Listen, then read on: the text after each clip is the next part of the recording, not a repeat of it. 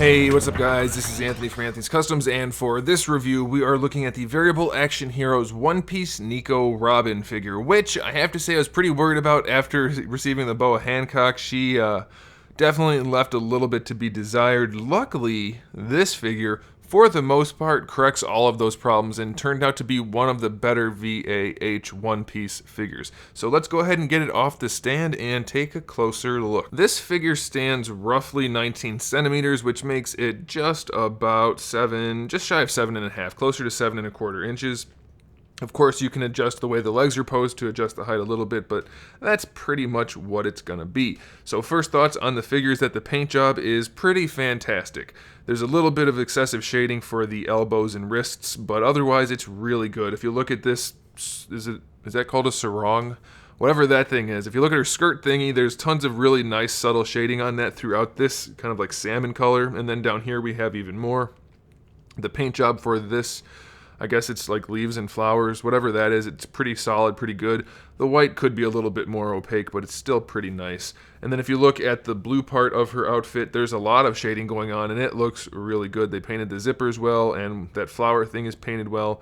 And then the shading is nice. I like the way they did that. So, pretty good. The faces are painted nicely, and the hair has a little bit of shading, very subtle shading, but it is in there, so that's pretty good. And then lastly, the paintwork for the feet it's pretty clean. I'm very happy with it. So far, we're looking pretty good. Now, before I get into the figure anymore, let's talk accessories. We have a total of 3 different faces.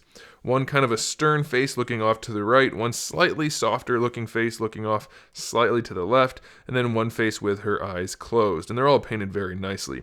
We do have sunglasses that go on top of her head or over her nose like sunglasses normally would. And while they do peg in kind of awkwardly, the sunglasses themselves are made very well. The translucent plastic looks great, and they're painted nice and cleanly. We have, for her Devil Fruit Power, alternate arms, or more accurately, extra arms. For her right side, we have a whole extra arm, and for her left side, we can add it on at the elbow, so she has a whole bunch of separate arms. And then lastly, not counting all of the hands on the extra arms, we have a total of 6 hands. The 2 fist hands, and then 4 kind of relaxed style pose hands that she can use for various different poses. So not a bad array of accessories, and I'm pretty happy about that. Now, as far as articulation goes, there are some good things and some bad. I'm going to pop these glasses off so they can get out of the way for a little bit. I want to show you one of the issues with this figure. Let me take her face off to do that. We have, for the head, a fixed peg going this way. So normally the head would have the ball peg at the top and a peg at the bottom. So we have a ball hinge down here and then a fixed peg. So you can lean it on that ball hinge and you can rotate it around on that ball hinge, but you can't utilize the ball hinge properly because it's fixed at the top of the head. That makes no sense at all. That should definitely be able to rotate or swivel or something. It shouldn't have that long peg. It's a very strange joint. At least it should be a ball peg rather than a ball hinge down here, which is fixed up top. Very, very strange design. Luckily, you don't really need to move her head that much because she has this relatively bulky hair, and the neck is also articulated with a ball peg, so it's not going to be a deal breaker for the figure, but that is just a very poor design choice, and hopefully Mega House doesn't do that ever again. That's terrible. We do have little ball hinges for the hair, one for either side, so that will help in posability, though like I said, she's mostly just going to have a static pose for her head. For her shoulders, I do like the way they designed it.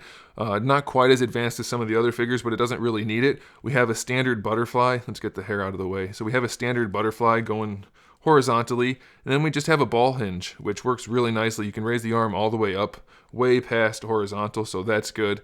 And of course, the full rotation is there as well, and you have your biceps swivel, so that's just great.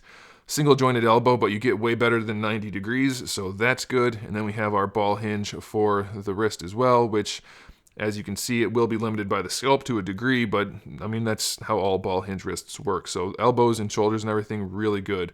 We have a double ball peg for the torso up here. That's above the blue thing right here, so that you can move, well, it might be a single, I'm not sure. You can move the torso around really nicely on top of her jacket, so that part's good. Then you also have another one down here at the lower part of the jacket, so that's another single ball peg.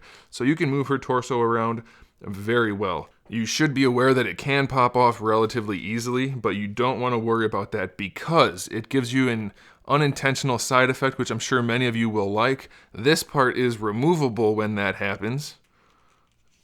And then you have that. So I'm guessing there are at least a few of you out there who may appreciate that unintentional feature, but for the rest of you, you probably just want to leave that on and don't pull on the torso too much because you don't want it to pop off. But I'm actually going to leave this off for right now so that I can show you the hip articulation. So enjoy this while you can, you perverts out there. We have surprisingly good hips given the fact that Boa Hancock had pretty lousy hips. These look really nice the way they are, and they have decent range. You can bring them out almost to do full splits, and if you force it, you probably could. So really good range going out to the side. Coming forward, again, exceptionally good range. I don't know why they screwed up Boa so badly, but this one is very, very nice. In fact, it may be worth trying to cobble together some parts of this figure with the Boa Hancock figure. And then you also get your thigh swivel in there, so that's good. Single jointed knee, but it works really nicely and doesn't look too bad, so that's good. And then for the ankle, we have a standard hinge, which works well enough. It rotates at the top and the bottom, so you get a bit of an ankle rocker, but due to the sculpt, it's not great. But here's one of the bigger problems on this figure. It has a really nice toe hinge, but it's a little bit too soft. It's a little bit too loose. So when you try to stand her up on those heels, the toe tends to mush and she falls forward. So be careful with that. But otherwise, they nailed it. This figure is exceptionally well done. And maybe they intended for you to remove that skirt thingy. I don't know, but it does help for the review. And I'm sure, like I said, some of you appreciate that. So I have to say, this is one of the better wow, how many acronyms are there? VAH One Piece figures. I think she's right behind Ace, to be completely honest.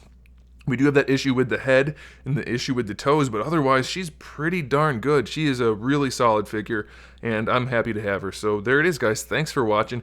Make sure you subscribe if you haven't already, and make sure you turn on notifications by clicking that little bell button next to the subscribe button, because that'll allow you to be notified when I have new videos rather than you missing out. You don't want to miss out because I have new videos up every single day. We talk about action figures, movies, TV shows, video games, all kinds of fun stuff. So make sure you click on that subscribe button, and in the meantime, keep collecting.